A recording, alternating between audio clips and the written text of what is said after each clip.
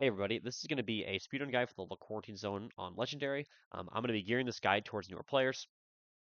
Quarantine Zone is a level that's all driving, and there's only about 2.5 minutes of actual driving before you take on a 5-minute auto scroller right at the end, followed by one sword fly, and then you're at the end of the level. So it's not a very long level. There's not a lot going on, but there definitely are some tips and tricks I can give you to really help you through this level.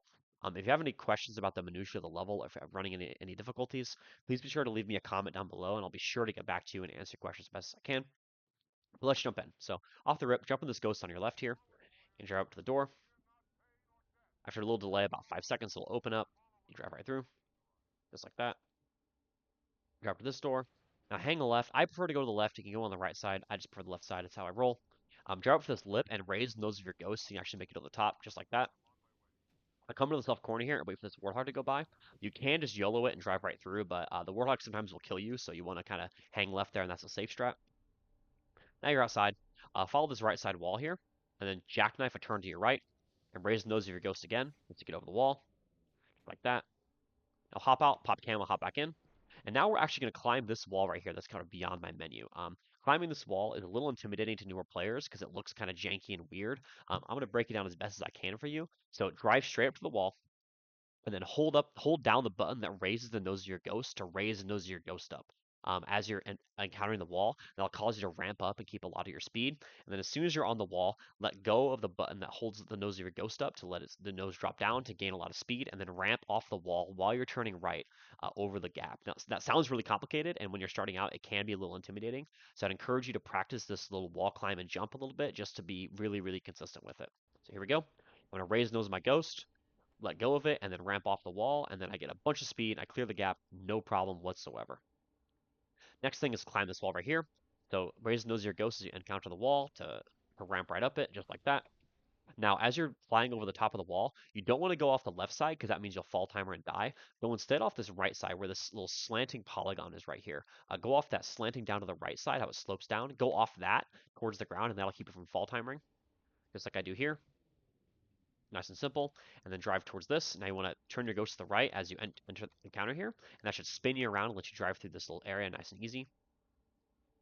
Okay, now just follow my path here, go through here, get a little checkpoint, nice. Now jackknife to the left, and now hold the nose of your ghost up as you do that jump. Follow my path here, follow my path here. You want to go through here fast because things will kill you in this section if you're not careful. Follow my path, turn to the left and go over the spikes. Raise the nose of your ghost as you do that. Hang a right around that enforcer. I'll climb between these two spikes here, and then raise of your ghosts to go over the top here. Nice checkpoint, pop out, camo, pop back in. There's a lot happening all at once here, so I'm trying to narrate as well as I can. Go through here. I see there's flood spawning in this room, so I'm going to hop out right here. Go through this little area here.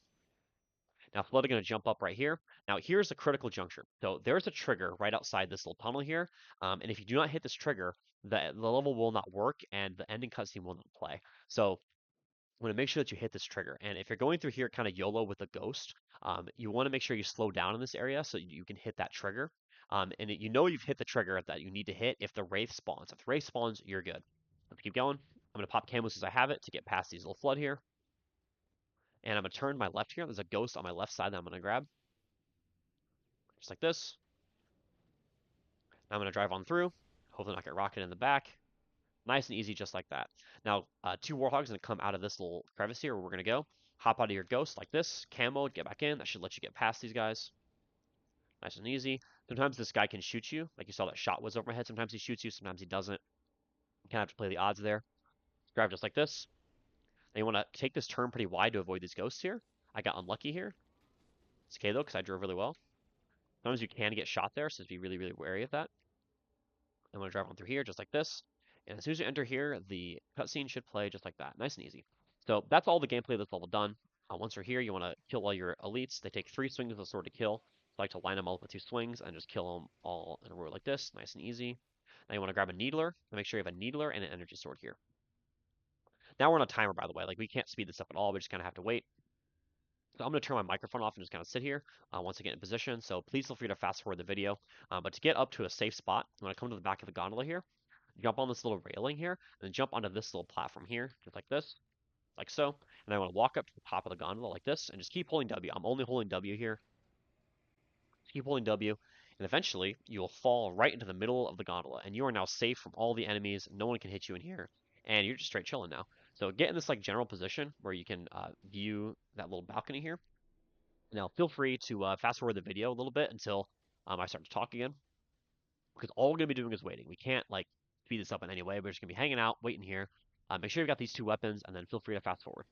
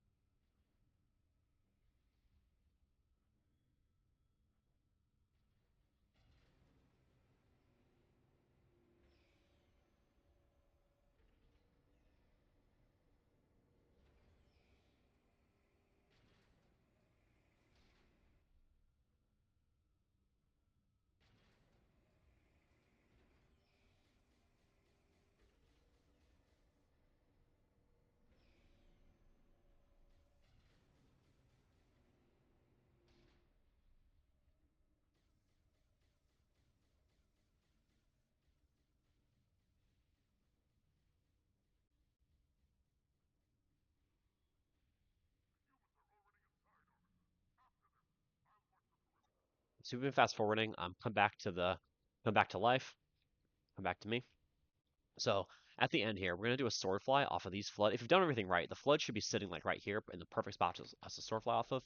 We're gonna do a sword fly off of them. You want to stand in this like general area, the position like right about here. The positioning isn't like pixel perfect or anything or very precise, but you want to be right about here, and you want to be crouching when you do this fly. So we're gonna sword fly. We're gonna be crouching when we do this fly. Then you're gonna fly. You're gonna uncrouch, and you're gonna jump in that order. So this is one of those things that you're really gonna need to practice and get good at, because the inputs can feel kind of awkward at first, like not like your standard Storefly. So I definitely would recommend that you guys practice this a little bit.